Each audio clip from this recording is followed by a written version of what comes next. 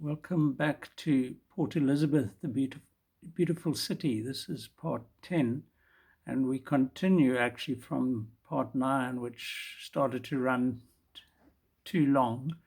Because I obviously had a lot of fun on the stage photographing this historic part of PE.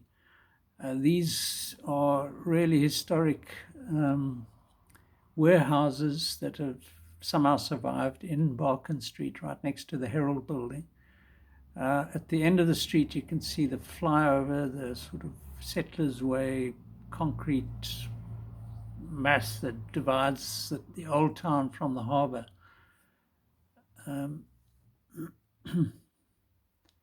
So at the back of them, you can see this. I photographed this rock. So this used to be on the edge of the Baakens lagoon, really. So when the Baakens River came down in flood, it would reach right up to here, and that these warehouses, here we get a better view, are built really on the edge of the valley. And when it floods, actually, and it flooded occasionally when I was working in the Herald, because we used to park in a building around here, the water came right up and our cars would be under, well, standing in a foot of water. So this is heading back up from behind there towards Baakens Street. Flyovers. This is a bizarre thing. One of the flyovers, this was meant to join up to a whole road network that never occurred, was never developed, which would have run down the Baakens Valley from around on the warmer side. Fortunately, that never happened because it would have really ruined the valley. So this is a classic Port Elizabeth sort of oddity. So looking from that point back up, we see this is the real historic heart of PE, with those warehouses on the left, newspaper house, municipal printing works, Feather Market Hall, old post office with that tower, and a lot else besides that you can't see here.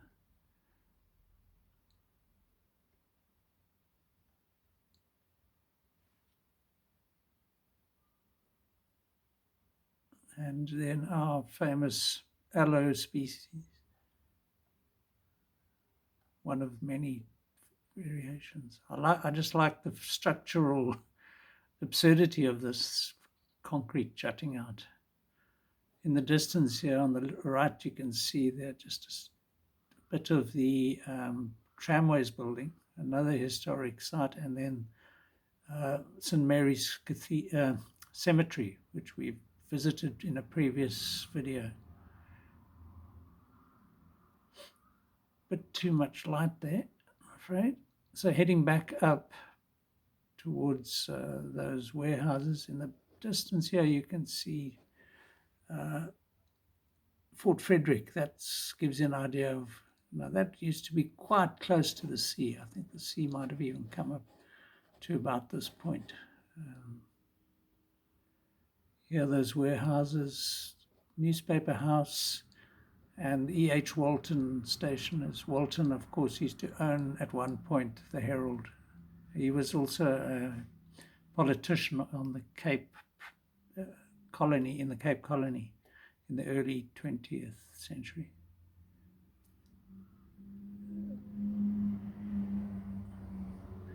So looking down from, this is part of the post office setup complex of buildings. And actually this one here is really historic. I think that was the original custom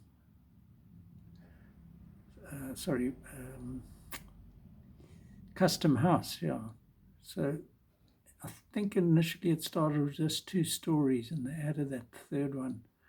But if you look in my book, 200 Years of Port Elizabeth, you'll find a section which deals with that and custom house. The newer custom house which didn't survive, and this one has survived, in Fleming Street. Yeah, so this is walking behind the old post office complex, and at this stage it looks at least quite neat and not too, I mean, I think there's some broken windows here, but not too decrepit. But obviously these roofs have been messed up. Okay, yeah, so sorry, this is the side of the building. So the Baakens Street is up there. Yeah, we can see the side of it with the Herald on the left. And that's looking up Military Road, which was the link between Fort Frederick and the harbour, really. And you can see the craftsmanship on this building was immaculate. And now we go down the side, sort of the back. But what was actually the main entrance to the post office was here under this tower. And nice palm trees. I mean, it's got a sort of really nice atmosphere, but I think a lot of that's been lost. So the town hall, city hall behind there. And yeah, that's Fleming Street. That's the building I was talking about, the Custom House. This is a non-entity. And there we finally get the Harbour Board building. So this is North Union Street it was. So there was a bridge over the first bridge over the Baakens was the Union Bridge, united south end with the northern part, which is this side of the river. So we had North Union and South Union Street. Yeah, this is Fleming Square. It's a beautiful precinct which is wasted.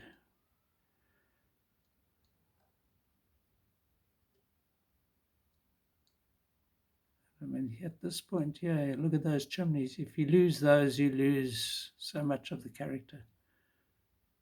So they hadn't fiddled with this side yet. I don't remember if they've retained those chimneys, but it wouldn't surprise me if they're gone. So this is the Harbour Board building. It was still in quite good nick. It was owned by Transnet, which is the railways and harbours people. And so, but it was no longer in use as a Harbour Board building. It was actually I think we'll see later, some educational institution.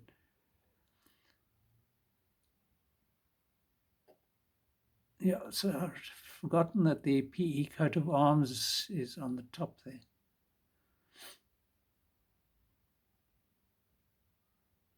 It's right next to the freeway, which isn't a good thing. But at least at this point, it had retained its actual integrity as a building.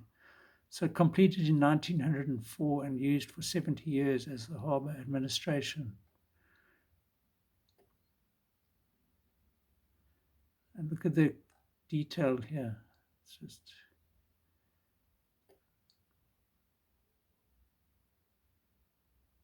So there's this frieze above the entrance, which has all the sort of ships and, I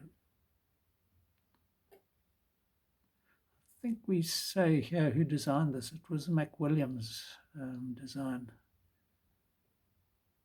Restored in 1998 by Portnet. So that's Transnet's port aspect. And the famous architect John Rushmere, who designed the Duck Pond Pavilion at St. George's Park. But, yeah, it doesn't say here. I'm pretty sure it was Herbert McWilliams who designed this thing. But anyway, here we got the stone was laid in by James Searle, chairman of commissioners.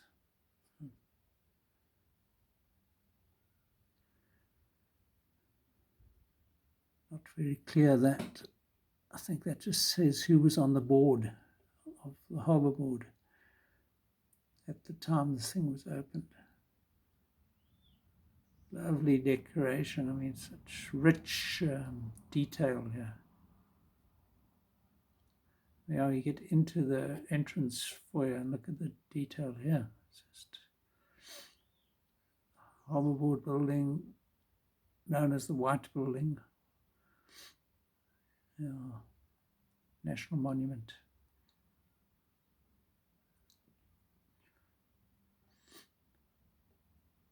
Great stained glass.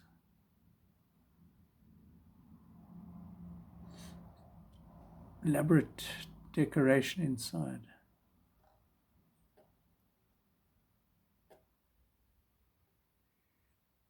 This is on the staircase. So you wonder, any city council that doesn't ensure that a building like this is looked after isn't worth having, frankly.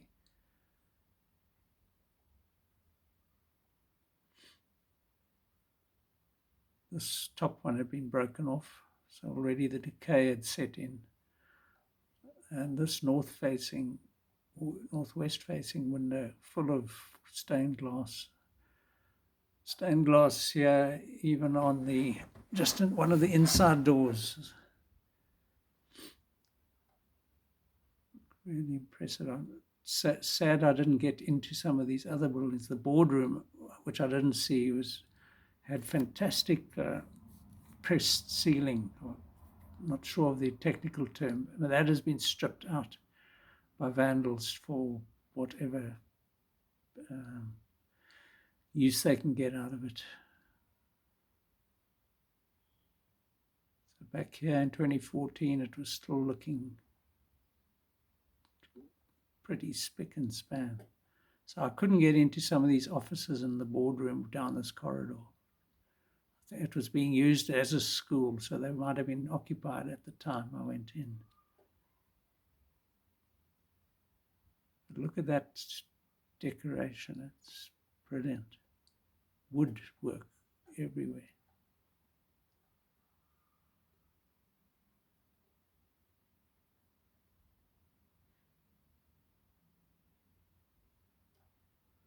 So we're heading back up Fleming Street.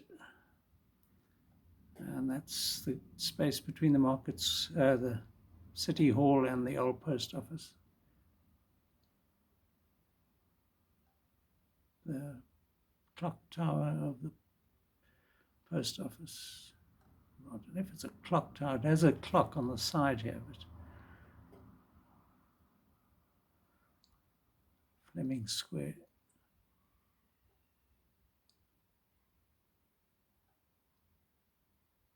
And there's a little touch of Art Deco seen down in an alley off Fleming Square. And this is the old Reserve Bank building.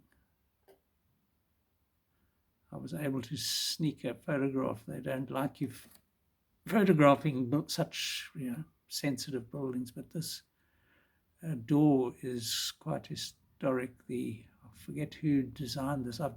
In subsequent visits, I managed to get a close-up on this brass door, which hopefully is still there. And then this rather dramatic view looking up these steps onto the Market Square with the old post office on the left, St. Mary's Cathedral. That's the first church to be built in PE in the 1830s, I think it was. It suffered there was a fire in the 1890s and it was rebuilt within a year or two. And this lovely Art Deco building here, you can see the steeple of the church actually. So this is wedged in. For a long time, there was only a single-story building here. And the church was fully visible from the Market Square. But anyway, I quite like that Art Deco building. It doesn't detract really from the area. That's the City Hall. And the Market Square used as a parking square by the city councillors, none of whom really achieved very much in their time there, sadly, except when the DA was in control for a few years, from 2016. So the City Hall was built in 62, badly gutted by fire in 77, but restored by the well before I got to PE in '84. Clock tower added in 1883. And so here, a lovely combination of Plain Ace, the Feather Market Hall, and the City Hall. No other city has such diverse architectural themes, I don't think, in such close proximity.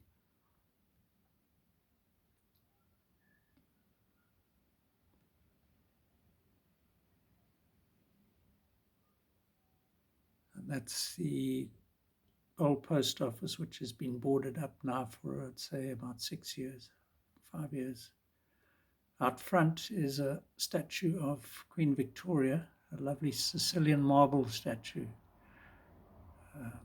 which was erected around about 1901 when this building went up. There she is. And this was always a famous spot for tourists to come and take photographs. I mean, now there's a boarding. The whole thing is cordoned off. Supposedly they're restoring it, but I mean, how long does it take, 5 years? So the statue was unveiled in 1903, so that was just after Victoria died, a few years.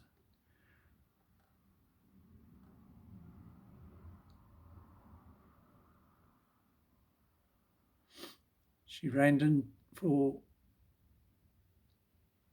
she was 5 feet tall and reigned from 1837 till 1901. I think Queen Elizabeth has just beaten her quite recently.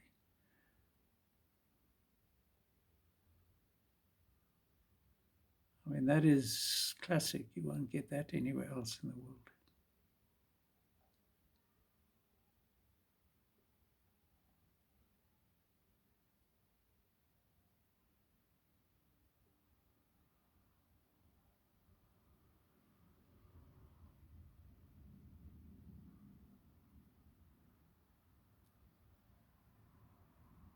That's the side of in Main Street, which they've also foolishly renamed.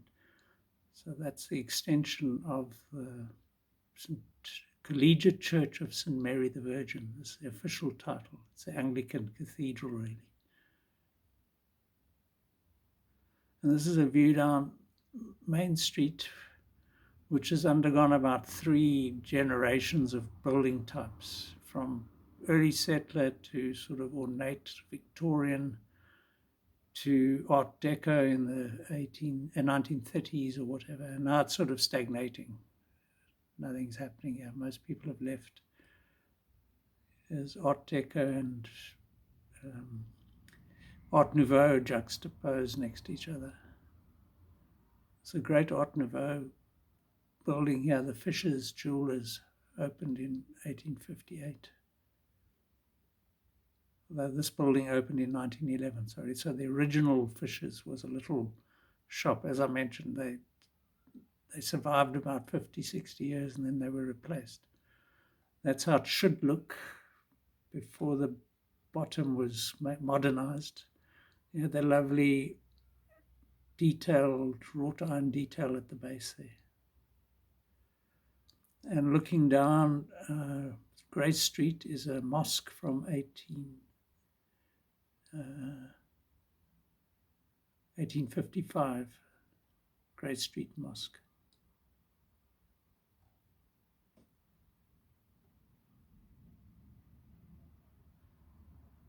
Interestingly designed, I think, by just a local architect. I don't know if they mention it here. And now we're in Strand Street, which since the construction of the flyovers just lost a lot of its, the shade just turned it into a shady sort of area. Taxis galore. Some lovely buildings tucked away here.